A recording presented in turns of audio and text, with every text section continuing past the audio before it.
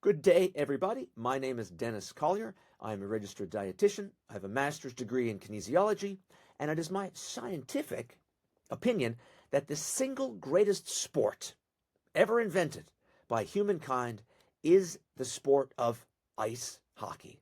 Now, considering that, consider next how cool it is that for the next hour, I get to have a conversation with an individual who at one point in time was undisputably the greatest hockey player alive on planet Earth. And actually, Eric Lindros was even more than that. Eric Lindros was a phenom. He was a force of nature. He was Sidney Crosby before Sidney Crosby. He was Connor McDavid before Connor McDavid. Tell you one quick personal story about the very first time the name Eric Lindros ever entered my universe was during the 1991 World Junior Hockey Tournament. This was actually the very first time the tournament was carried on TSN. Now, decades since, the World Junior Tournament is a Christmas institution on the network, but I really think that was helped enormously because of the fact this inaugural edition of the tournament was just so incredibly spectacular. It was won by Team Canada on the final day of the tournament in the most dramatic of fashion, a late third period game-winning goal by, I have to give a shout out to my fellow Newfoundlander, John Slaney. Speaking of the Newfoundland connection, I was whatever I was, 12 years old or something. And because the game was being broadcast from, I think, Saskatoon, somewhere in Saskatchewan. Anyway, this translates to the fact this is super, super late in Newfoundland. But I stayed up to watch this game and this moment. I remember distinctly. It was me, it was my father, and it was our neighbor, Mr. Kenny Crane. Actually, he was actually my hockey coach at the time, but much more so, first and foremost, a long-time family friend. Anyway, the three of us were in the family room watching this game, and the fact that a Newfoundlander won the game, this was just a tremendous hockey memory that I have. But by far the best player, the can't-miss prospect on this team was this young player named Eric Lindros.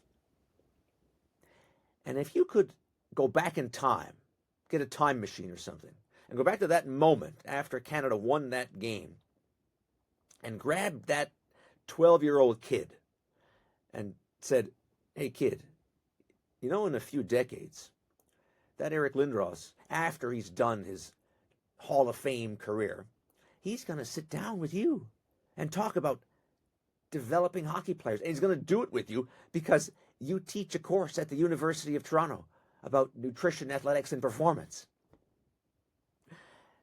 I think that 12-year-old kid would have looked at that time traveler and said, well, I guess life worked out okay then.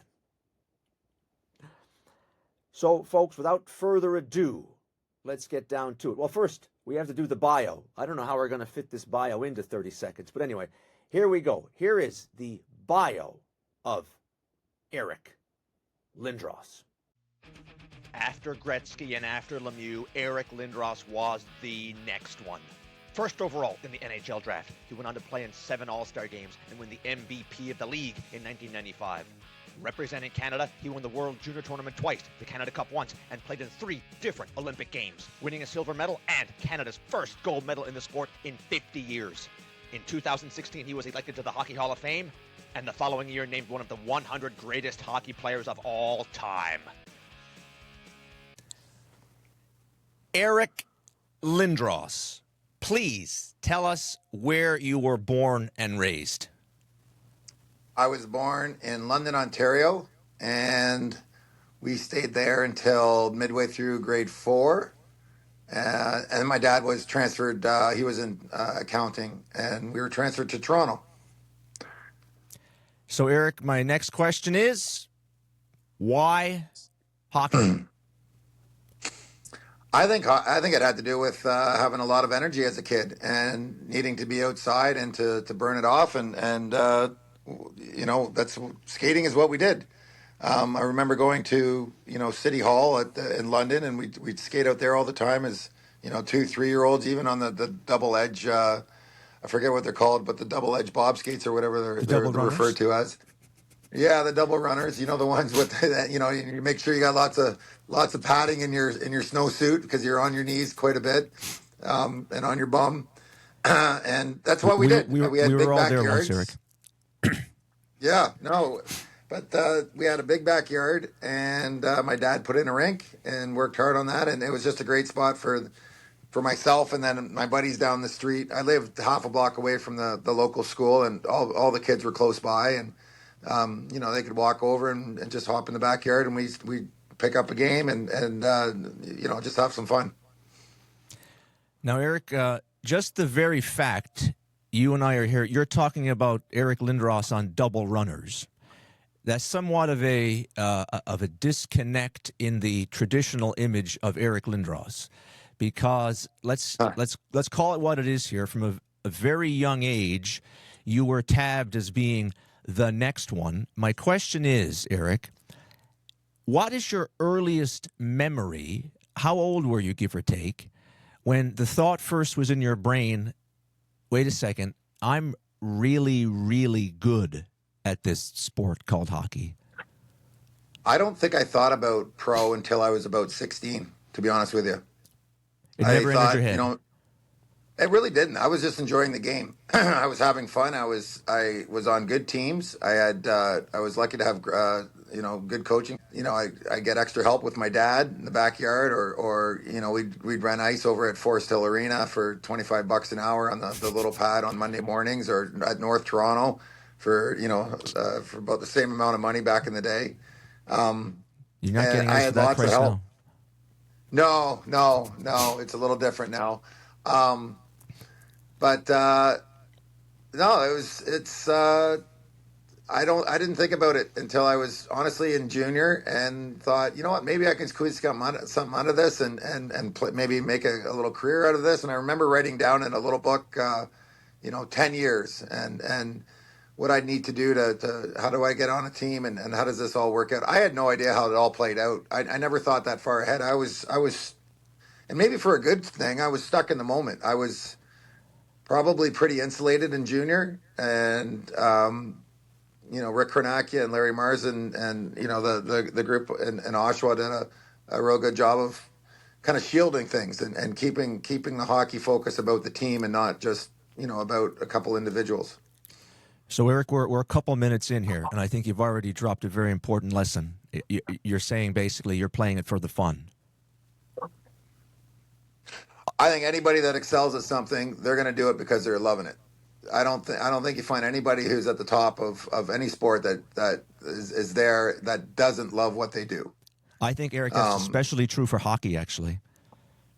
Yeah. Because of the hours that need to go into the practicing.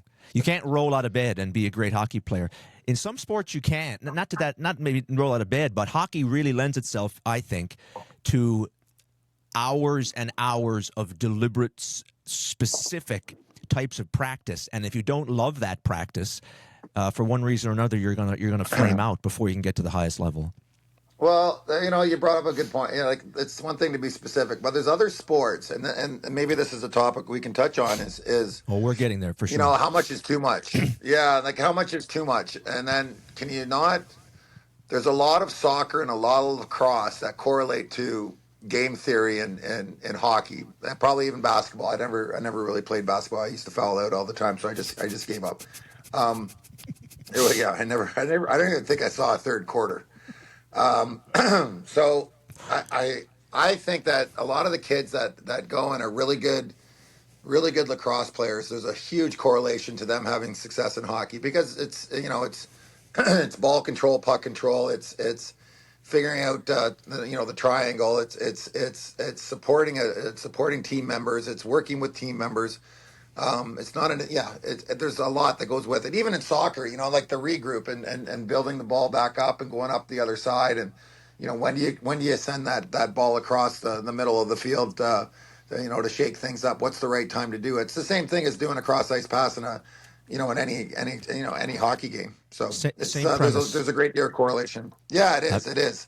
But then you say, well, should someone play hockey all summer long, or should someone, hang up the skates and skate as much as they can, have a great spring, but come summer, should we be doing something else? Are you reading my list of questions here, buddy? We haven't gone over this. We haven't gone over this, but this is questions.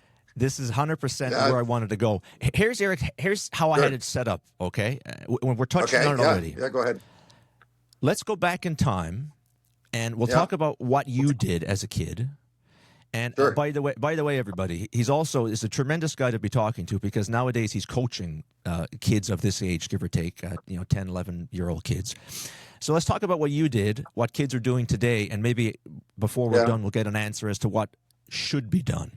So let's everyone's got a different point of view. So I'm only interested in Eric Lindros' point of view at this moment. But no, you're right. There's different viewpoints for sure. But I am honestly fascinated to hear what you think, especially considering the trajectory in this sport that you personally had. So let's go back in time. Let's paint the story. Okay, let's tell the story here, Eric. Sure. How old are we? The year is 1983. Okay. 83, We're just transitioning the New York Islander dynasty into the Edmonton Oiler dynasty. Eric Lindros is 10 years old. September of that season, how much hockey are you playing?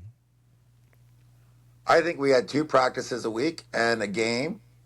And then there was a really good power skating person in London, Ontario, Larry Gadzik. We used to attend his ice. Okay, so in September, there's some power skating, and then 1 or 2 practices a week, and then a game. And that's the season.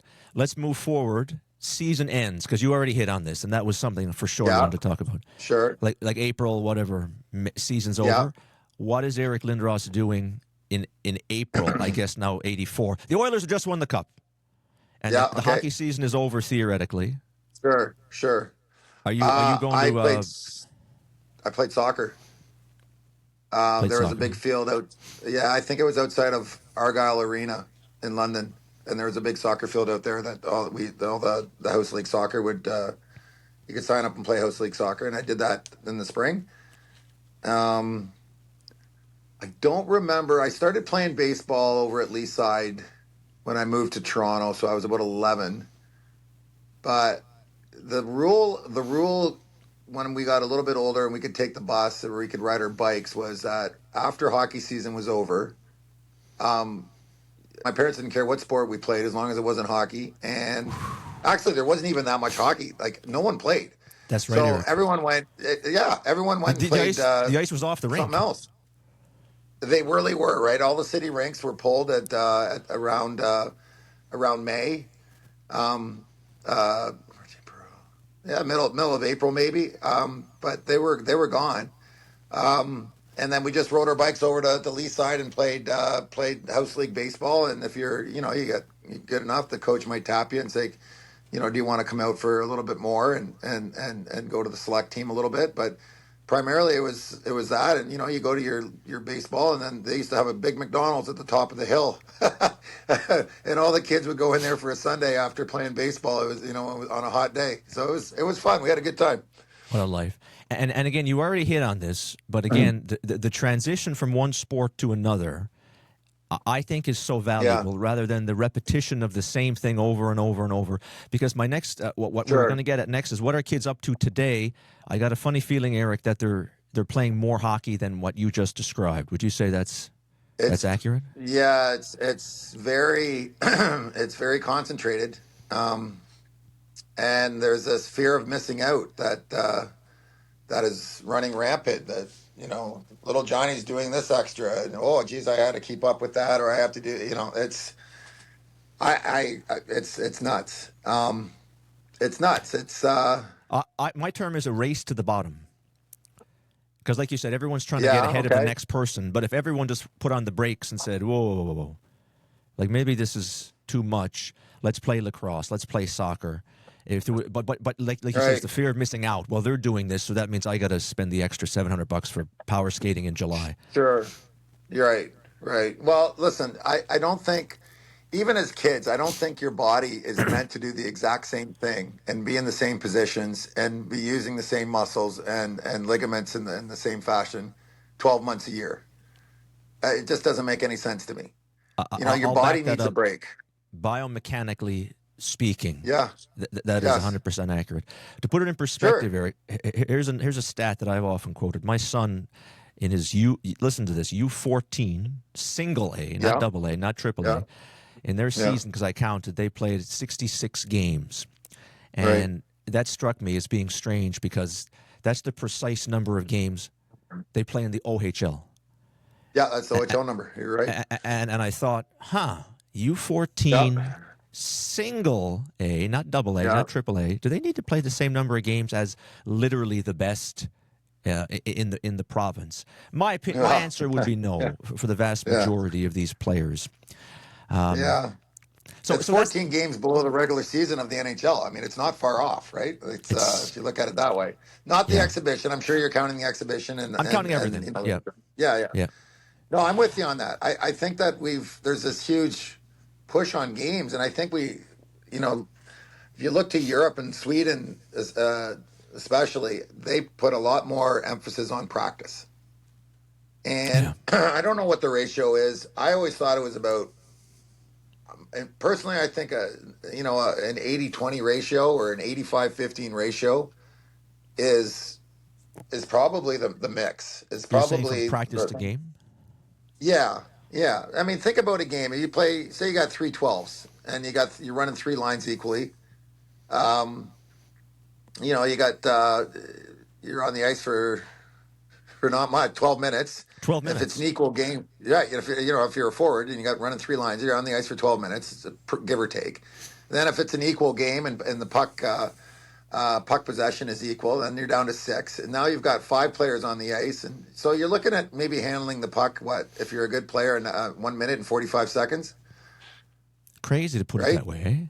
Like, put it that way, and then you look at a practice, and how often are you touching a puck in practice? And there's so many touches in a practice.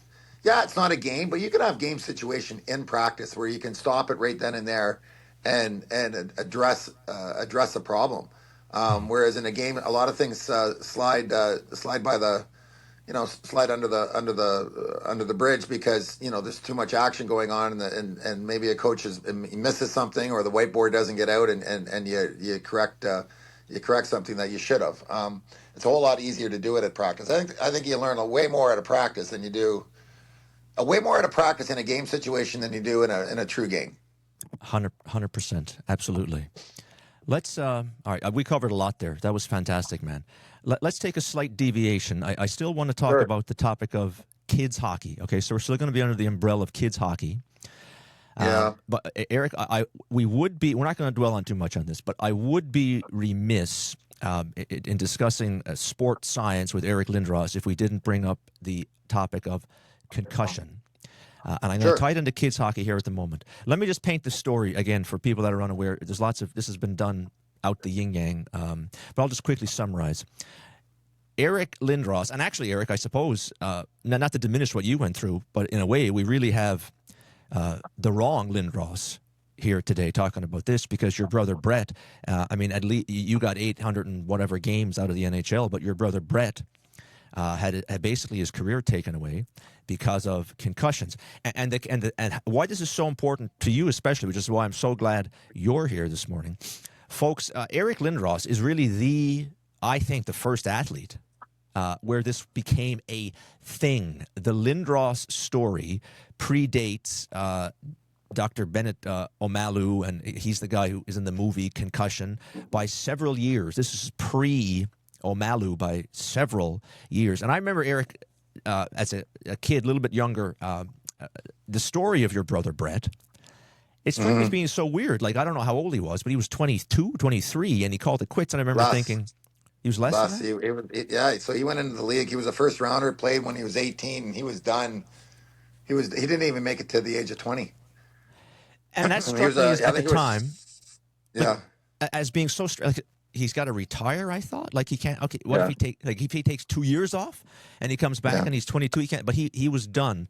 So the Lindros story is central into the whole issue of concussion. I guess Eric, what I'll do is and not to keep rambling.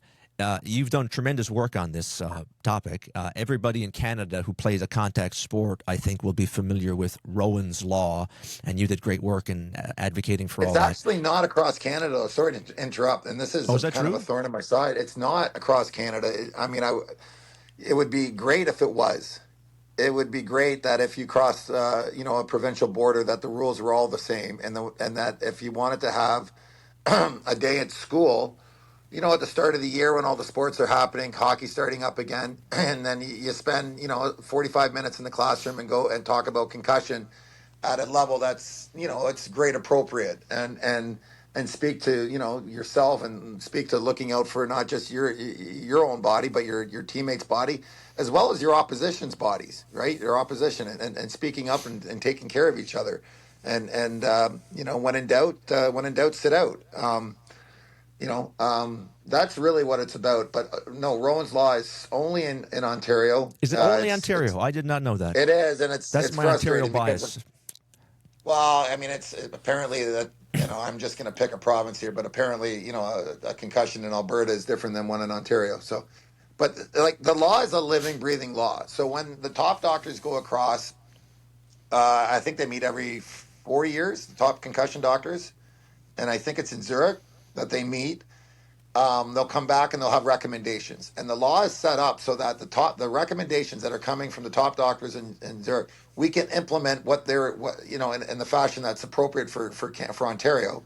We can implement what the changes that they're looking they want or they say are needed at that particular time based on the most up-to-date science. So it's not just it's a group of doctors from Ontario coming up with these guidelines. We're working off the guidelines of the best in the world, and doing putting something together that can change, that can bob and weave depending on the findings that come out of Zurich every 4 years. It's tremendously valuable work. So let's dig a bit deeper. This is an interesting topic, really. Sure. Do you remember what age was it? Like we're under the umbrella of kids hockey here. We're still talking. Sure. What age was it that you guys started hitting? That's a good question. I can't. If you talk to the old timers, they'll tell you, "Oh, we hit from the moment we got on the ice." I know for me, it wasn't that. I don't think I did. We were bantam. I don't recall grade 9. Grade 9 is when we started. So I played up a year, and I think my Pee Wee year was my minor bantam year, or my minor bantam year. I was supposed to be in Pee Wee, and I think we started in minor bantam. Yeah, so that would have been minor bantam for me as well. So they started minor bantam. Well, I should ask you what you think about the notion of hitting in kids hockey. Yeah, it's a hard one, right? Because everyone grows at different ages. Generally, just on average, a little bit earlier than others, and like when does the growth spurt balance out? There's that, but there's also some people talk of putting it in earlier because it forces the kids to have their head up, and forces their kids to think more about the game, and I see it on both sides. Mm-hmm. I don't know. That's a tricky one. I'll leave that to other people. Hitting is not the hardest part to pick up, right? Hitting is not. Yeah. Hitting is you want to talk about skills. I think that hitting would not be all that difficult for someone that wanted to do it, that could skate. If you could skate and you have good balance, and you can see the direction of the play, and you can turn, like the whole idea of a forecheck is basically to cut the ice in half and then cut it into a quarter and then cut it into an office space where the player has nowhere to go, and there's contact in that zone, in that little area. But that's swarming. That's a group of 5 people all in the right position, making sure that someone doesn't have an out. Listen, I don't know when they want to start it. That part is pretty easy to pick up, so I'm not too worried about it. I'll just throw out one thing at you. To me, hitting, my stance has always been that at the highest possible level, I get, okay, this is a skill you might need to develop if you want to go to the highest level. But so, for example, Double A, they start hitting. My son is hitting this year at Double A, and he loves it, of course. Sure. But from a dad's point of view and knowing a bit about sports science, my question, Eric, is okay. You're not the highest level of hockey players here. Like, Sure. I don't really understand why you need to be hitting at the Double A level. I get if you're going to be in the NHL and it trickles down, we have hitting. So at some point you got to learn this. I don't know. That's just my take. Maybe for the elite of the elite. And I think Oh no, Eric, I mean I think you answered your question a little bit earlier when you said your kid loves it. Yeah. You know, Yeah, that's a big part of it too. I mean, that's 100%. It's the game, and whether you're at the top or mid anywhere down through the ladder, I mean, the game is the game, and all the elements of the game, you know, should be part of the, you know, the action of it. Like you can't just extract one element of it, a huge element of it. That and hitting is down so far, you know, from where it used to be. So. Yeah, I think, Eric, it's been kind of weeded out organically, I say, at the NHL level. You see hits, I mean, my thing is you see a big hit today and you almost, okay, is the arm going to go up? Are they calling that a penalty for hitting too hard? But back in your day, I mean, my goodness, again, look at some of these clips from your era. These hits, Eric, today would be 10-game suspensions. Okay. Back in your day. There's, and you're right. But then let me ask you about playoffs. Because this is what I see that happens in the National Hockey League. The teams that play physical and gritty all the way through the season, and they do better in the playoffs because their bodies are adapted to the grind of physicality. Yeah. And you just don't turn on a switch. Like you might cruise through your first 55 games of the the start of the year, have a few high-spirited games within that, but if you walk into the playoffs and you haven't had 20 games of full out, really building up your contact, you're not going to do well because you're not going to have the tolerance. Yeah, you can skate, you can do this, you can do that, but whether you're accepting a check or giving a check or any sort of physicality, that's extracting energy from you. That Absolutely. Is pulling energy out that you might not have if you've not gotten your body accustomed to what is needed for that particular time. And the referee of the arm of the referee doesn't pop up quite as quick as the regular season when it comes to playoffs. So I think you got to take that into account too. Is now, by the way, an appropriate time for me to get a dig in there at our Toronto Maple Leafs? Oh, geez. You did. Is that where you're going? Okay. No. You're on your own with that. My apologies. It's my hometown team nowadays.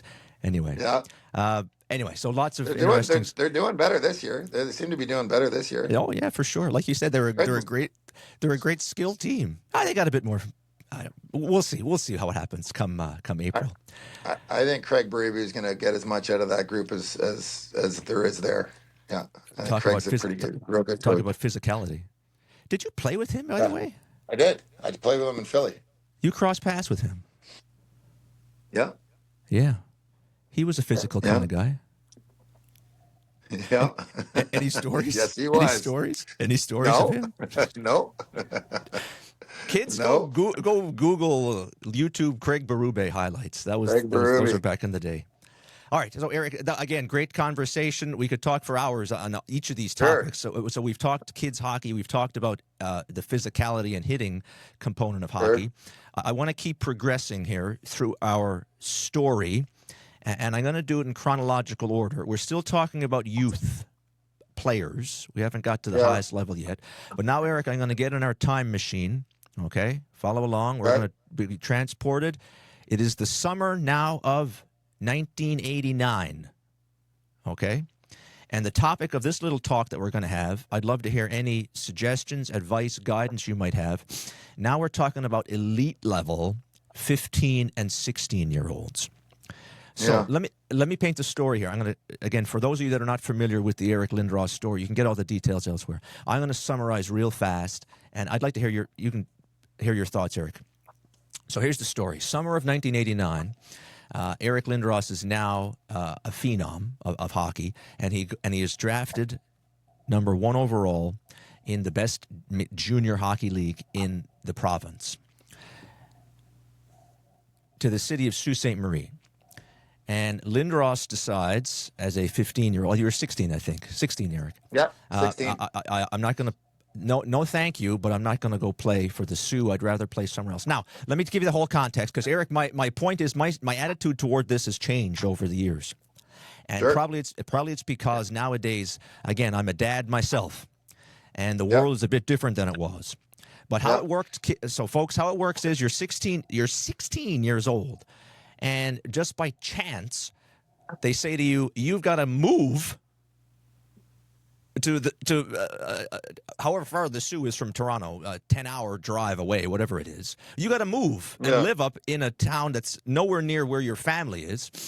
Why? Because it happened to be this way. It fell this way in the draft.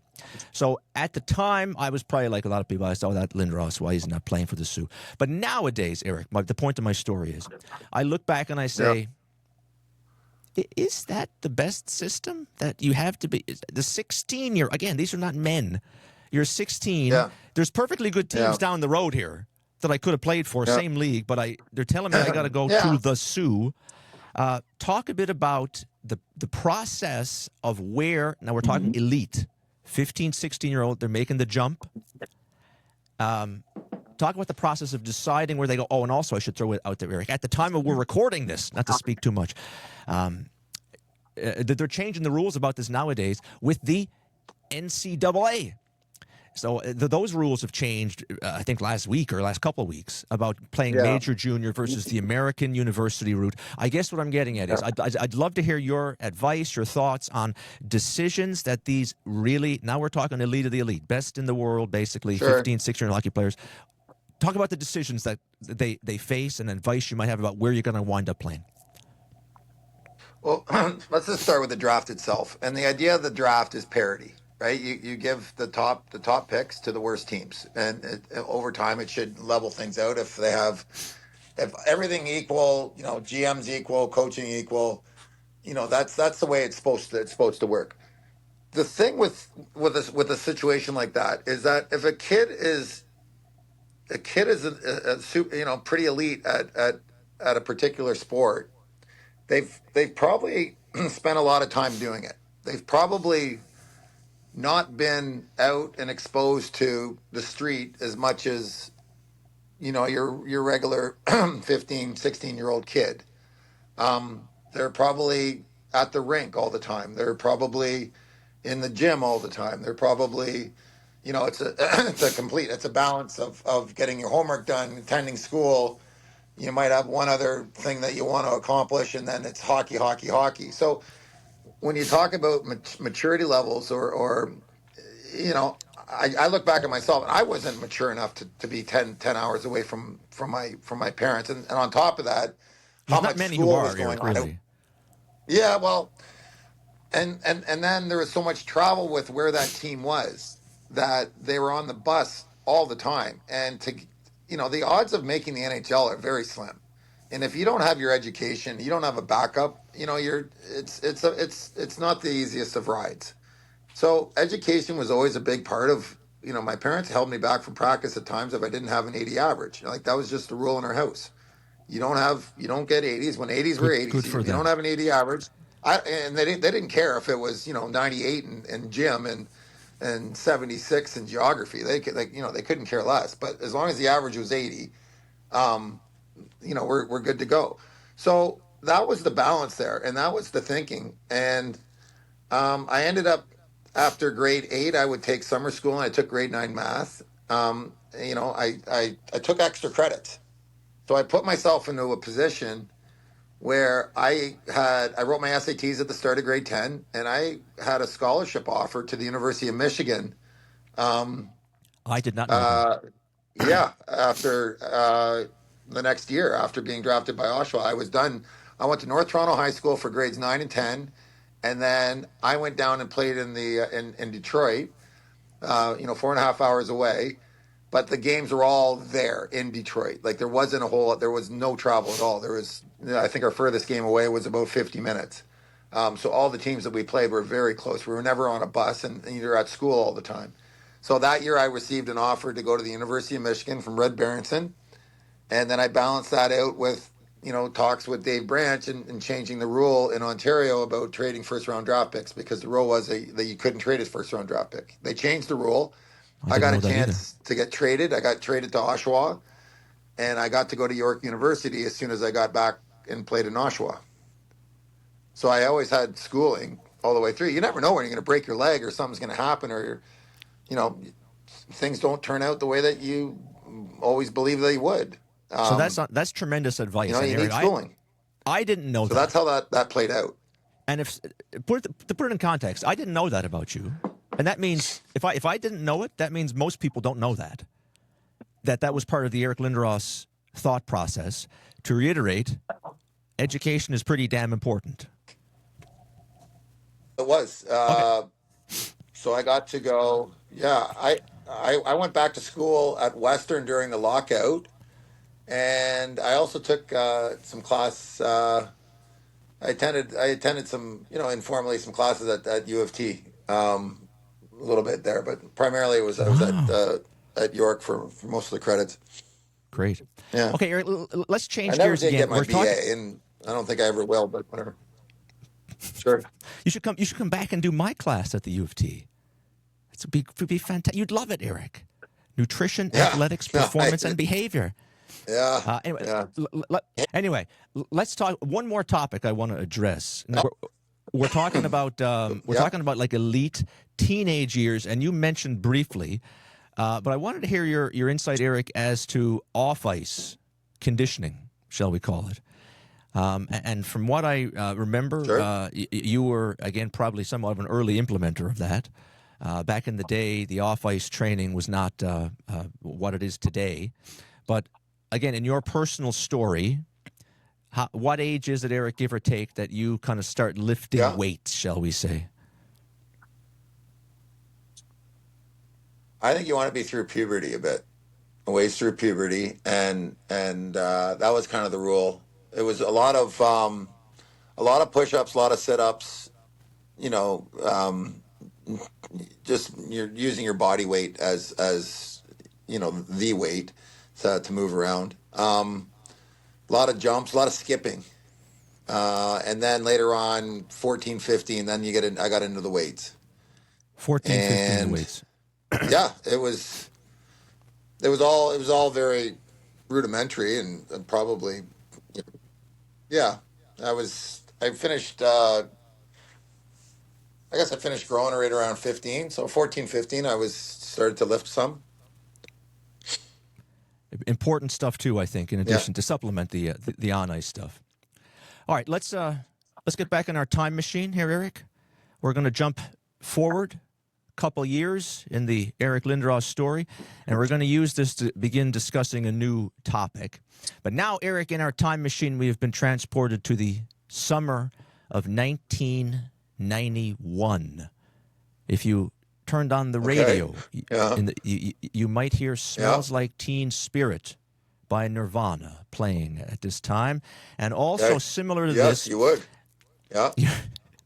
Similar to this situation on planet Earth at this time. You've done your homework on this, haven't you? I'm a child of that era, so I know for sure. In any case, 91 is your draft year to the NHL. And this is going to be the first interview, Eric, where we're not going to talk about your spot in that draft. But I do want to use this draft to discuss, again, a similar topic that we just discussed. And I'll call it, Eric, the importance of the environment in which you happen to be playing. And in the case of a draft, it's important to point out it is an environment, most times, whereby you have no control over where you wind up. But my humble suggestion would be whatever environment you wind up in is of enormous importance to your hockey trajectory. So here's Right. the story I want to talk about, and it's not even your spot in the '91 draft. I don't want to Right. put you on the spot. I don't want to put you on the spot, but I will anyway. Do you remember, trivia question, in that '91 Sure. draft, who was drafted not after you? Who was drafted number 3? Do you remember, Eric, in your draft? Niedermeyer, but Pat Falloon went. It's like San Jose was the expansion team, and And they I took thought Pat they were going to Falloon, get the yeah. number 1 pick. I thought always the expansion team gets the number 1 pick, but Quebec. Oh, that yeah, was I never- Yeah, think of that. I never. Yeah, you're right. But in any case, here's the story I want to make. Yeah. Okay. By the Yeah. way, if anyone wants to hear the Eric Lindros, there's a lot. This has been done to death elsewhere. Go look it up. It is interesting. We're not going to talk about it here now. What I want to talk about is this. So the interesting thing for me, Eric, Yeah. Scott Niedermeyer goes number 3. Sure. Okay, to the New Jersey Devils. Again, famously in this city in particular, the Devils got that pick via trade from Was it Toronto? Absolutely, and they got a guy named Yeah. Tom Curvers, who was a good defenseman, Curvers, but kind of a journeyman defenseman. Here's my theory, not a theory. I'm throwing it out there for consideration. Okay, again, the reason why I mention it, the importance of where you wind up. Let's say, Eric, for argument's sake, the Toronto Maple Leafs keep that number 3 pick, and Scott Niedermeyer goes to the Maple Leafs. Sure. I'm gonna humbly suggest that maybe, just maybe, the Scott Niedermeyer that we know today is a different Scott Niedermeyer if he has to develop in the system of the Toronto Maple Leafs in the early 90s, as opposed to going to the New Jersey Devils and he's got Jacques Lemaire and Larry Robinson and Scott Stevens and Ken Danico and in that system. Now, maybe Niedermeyer might be a bad example because he probably would have been great anyway. But the point I'm making is the roll of the dice. If you go to one system versus another, it makes a big difference. What would be your Huge. comment? I agree with that. Huge. There's a reason, some teams some teams go in cycles, and you gotta, have a total rebuild and whatnot from time to time. But like you look at Boston over the last, I don't know how many years, 20 years, A lot of years. a lot of years. There's a reason that they're always in the mix. There's a reason. There's something there that there's. It's a spot that I think a lot of people want to get drafted to. You know what I think, Eric? It's not so much people talk about the draft. Yeah. And to me, the draft is secondary to development. Sure. Like, it's hard to predict. I'd love to hear your opinion. It's really hard. You got all these scouts who spend a lot of hours poring over what 18-year-olds are going to be good. But at the end of the day, I think it's less important as to who you draft as to how you develop them in the system. That's my main, the crux of my thesis here. What's your thought?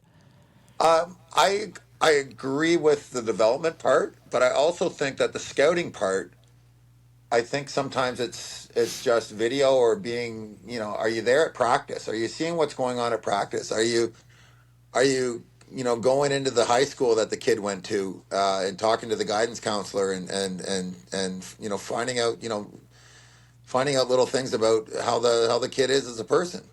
He gets traded from one organization to another. A lot of these guys in their last couple of years of junior, they get traded. They go to a powerhouse team for a Memorial Cup run.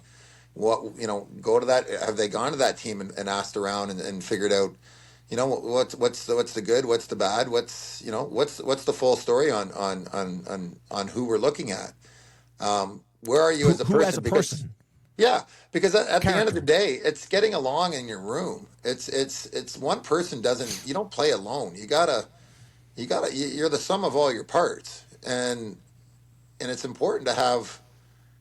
If everything's equal, you got to go with if the skill level's equal, the height, the whatever is all equal. You go with the guy with the better reputation. Who's liked in his room, who his teammates like.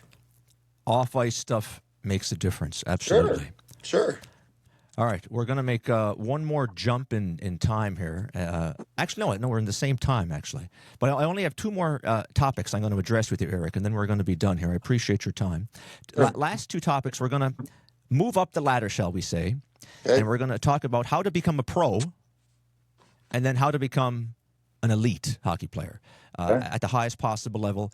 You did both. So my second to last question about making the jump to pro hockey.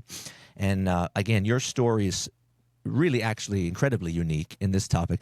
Let me just give everyone the background. You won't brag about this, but I will. I think this is, among all the Lindros stats, this is, I think, the most interesting one. Eric Lindros, before he took a shift from the NHL, played at the international level, so higher than the NHL. To put this in context, people, we just recently, at the time of this filming, the rosters are announced for the Four Nations face-off. Connor Bedard is a prospect-ish, comparable to Lindros. He's in his second year, and they said, sorry, kid, not quite there yet. Sidney Crosby, people don't remember. He was in the NHL in his rookie year in the Olympics in 2006, and Team Canada said, sorry, Sidney Crosby, who was certainly in the ilk of you as a can't-miss type prospect. But even him in his he was playing in the NHL, rookie year, Olympics, they said, no, we're not taking you. It's the exact same analogy. In 1991, Eric Lindros makes the Canada Cup team before he plays a shift in the NHL. Just talk about that experience, Eric. That's extraordinary to the level of no one has that story except for you. It was an honor. I trained really hard all summer, and then there was a training camp here in Toronto, and I remember going into Maple Leaf Gardens and into the Toronto Maple Leafs dressing room and looking at the names of the nameplates of I think there was the equivalent of 60 guys that were invited, and they started and you cruise through that, and and then we went up to Collingwood and we had some training camp up there, and they started making some more cuts, and then they had some exhibition games, and I got lucky. I got to play with really good players, and I got to. You didn't get lucky. Well, you do in a sense, Like my body was healthy. I was in shape. I tried to put myself in the best possible position to do well, and Mike Keenan liked me. He liked me, so I got a chance. And boy, did I ever learn at that event. Steve Larmer spent more time with me. I'd never, everything from where to go to eat. We're in different cities that I'd never, spent much time in. What to do, the process of pregame skates, and the process of, being a pro. He was great. Steve Larmer spent more time with me. Dirk Graham was also another guy there that you probably don't think about as an all-star all the time, but what a tremendous person and great guy to have in the room. And one of my favorites. When things got a little bit hairy with the direction that we were going in a game, and he was one of the first guys. Yeah, terrific. He was a great leader in there. And then of course you got the big names that are there as well, but those two guys really stuck out to me during that time. And then there were some younger players too, like Shane Corson was on that team, Luke Robitaille and Brendan. They're all 3-4 years older than I was, but there was some younger guys that I got to hang with a little bit, and I had a good time. I had a blast, and we I guess we would spell at that time fun, WIN, right? So it worked out. It's one of my great hockey stories. I think that's a tremendous story. All right, I'm going to ask you two last questions, and then we're going to play 10 questions, which is the highlight of all these interviews, Eric. But anyway, the last two questions, again, talking about, and they're both similar. Is there something, Eric, you can identify? Yep. That a player needs to do, and this is broad, I know, but if you can distill it, that would be good. Is there something a player needs to do to make the jump to becoming a pro hockey player versus not a pro hockey player? And then we'll do the same thing with the elite of the elite. So first, let's start with I put this in context all the time. Norm Macdonald, the Canadian comedian, had a great joke on his short-lived sitcom.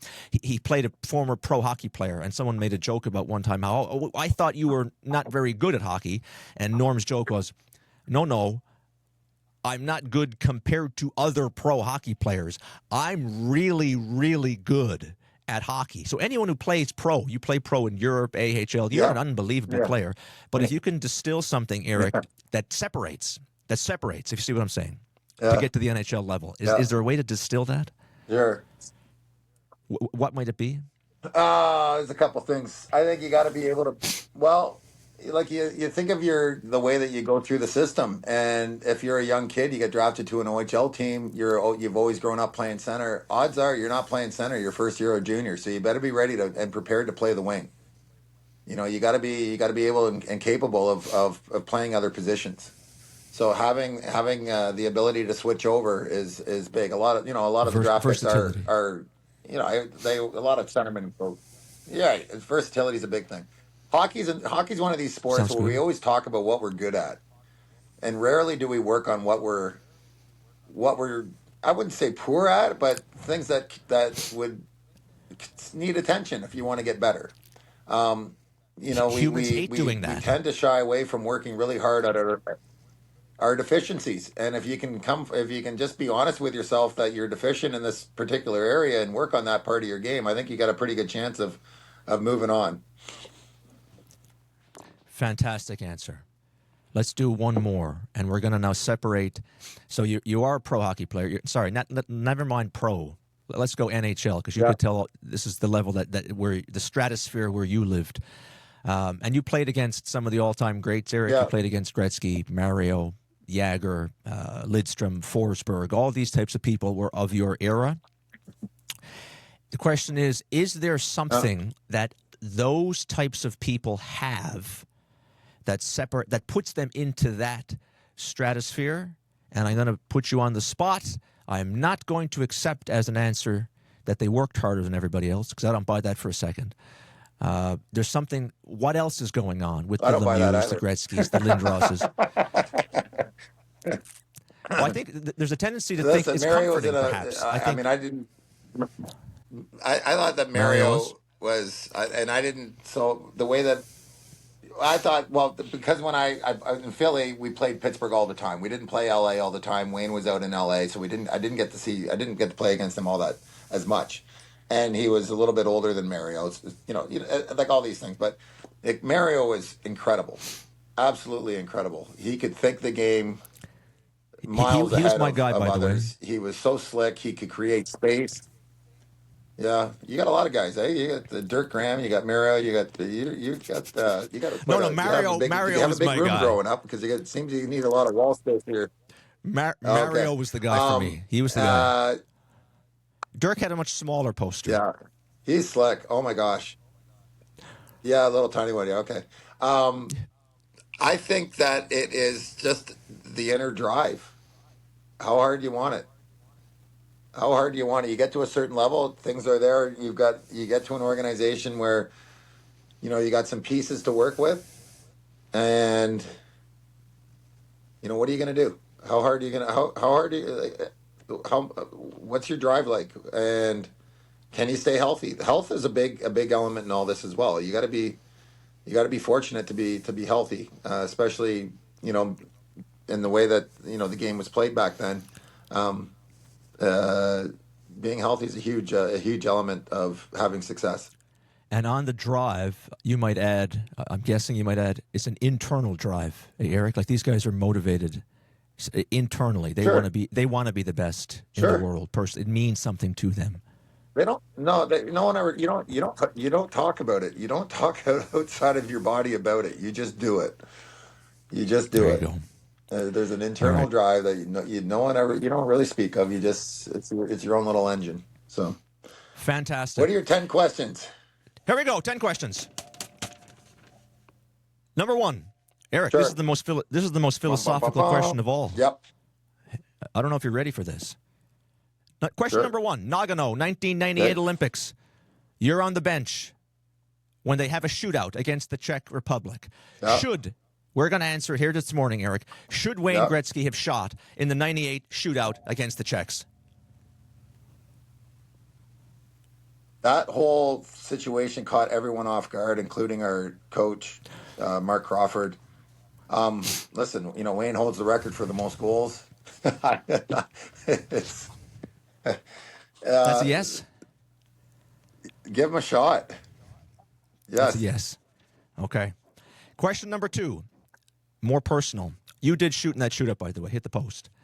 Number 2, I did. the single goal you scored that led you to experience the human emotion of sudden jubilation of the highest level you ever experienced.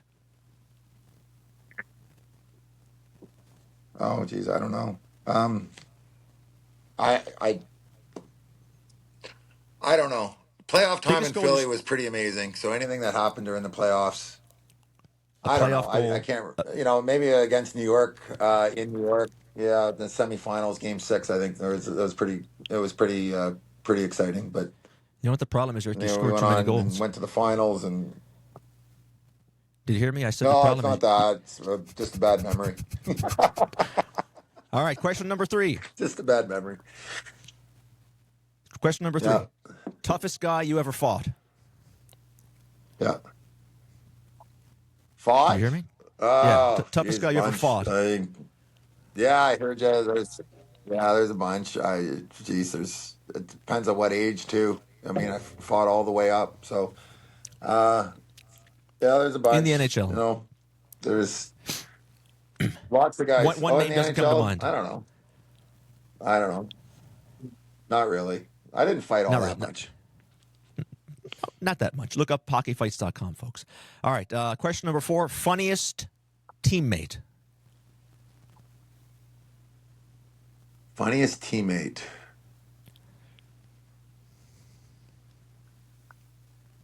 Danny Lacroix. He was Danny quite funny. You Lacroix played is with a him in name I Philly. don't remember, He was, Eric. yeah, I don't yeah. remember that name. He was a funny He could guy. draw. He was an artist, and he used to do He could do cartoons of our coaching staff and some of our players, and he was quite funny. I got a lot of time for him. He was good. Okay. Danny Lacroix. We're halfway done. Question number 5. Let's play fantasy hockey. Yeah. You are building a team, and if you could have Sure. your pick of any one guy to play on Sure. your wing, who are you picking?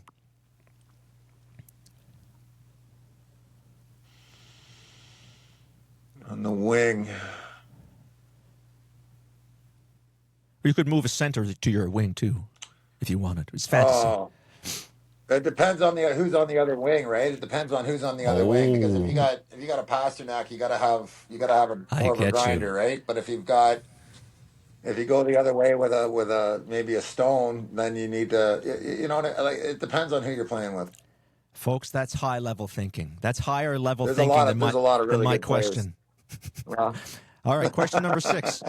Question number Okay. 6. Eric, I watched your Hall of Fame induction speech. My question, because this stuff is applicable to life in general, by the way, outside the realm of hockey. I watched your Hall of Fame induction speech. My question is, how in Sure. the F did you manage not to cry? Yeah, Life advice it was, here. the Hall of Fame weekend is really a chance. Oh, it's a chance to just look back and thank everybody that's helped you along your way in your journey. There's a lot of luck that's involved. There's a lot of people that spend countless hours looking out for you, protecting you, teaching you, training you, supporting you. Just being a normal friend. Sometimes it's the most important person in the world at particular times is just your buddy who's just a normal friend, someone that you can talk to about normal things and get your mind off what's going on. So it was a great chance to say thank you to so many people. Okay, question number 7. Eric, every single athlete, no matter who you are, gets asked this question. What is your all-time personal best 1-rep max bench press? Oh, I don't know. I think 275, 280, and around there. 275, That was a long 280. time ago, though. I don't even think I can push myself around. Yeah. Question number 8. Speaking of, I never hit 300. Yeah. never hit 300. You don't need to for hockey. You don't need to. You're a hockey player. Question No. number 8. Best restaurant in Toronto? My wife and I just went to Milos for our anniversary, and it was really, really good. Milos. There we go. Shout out to Milos. Eric, we're almost done. I thank you very much for your time here this morning. Unbelievable, as I knew it would be. I got 2 questions for you to finish, and they're both somewhat related. Question number 9. Looking back, Eric, looking back at it all at this point in time, Yeah. and again, just to reiterate to the fans who don't know the Eric Lindros story, go look it up. It is an unparalleled hockey life that Eric Lindros led.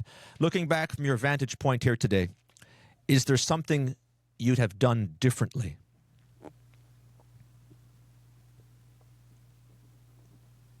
Oh, there's lots. There's lots that I would change. I think, I'm not